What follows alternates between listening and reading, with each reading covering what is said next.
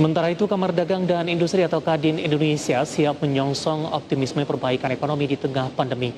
Kadin ingin pemerintah tetap fokus mendorong UMKM tumbuh hingga menciptakan lapangan kerja secara luas.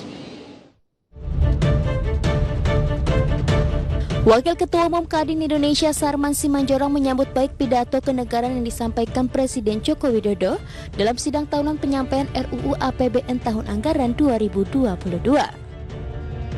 Sarman mengatakan Presiden mampu membangun rasa optimisme pelaku usaha dan masyarakat dengan pencapaian yang positif di masa pandemi. Kadin menegaskan di tengah pandemi pemerintah tetap menyelesaikan agenda strategis nasional yang menjadi prioritas dan berdampak pada ekonomi nasional. Selain itu, Kamar Dagang dan Industri meminta pemerintah juga telah menunjukkan fokusnya untuk mendorong usaha mikro, kecil, dan menengah tumbuh melalui digital saat pandemi berlangsung.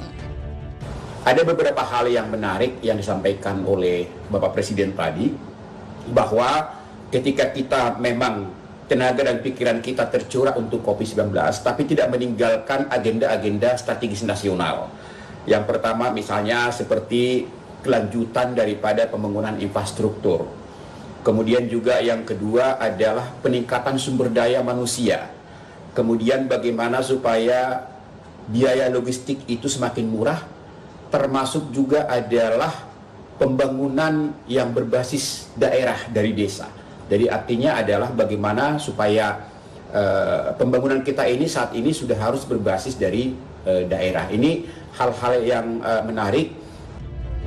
Di sisi lain, selama pandemi pemerintah berhasil melakukan komunikasi, interaksi, dan kolaborasi antar lembaga dalam menjalankan tugas.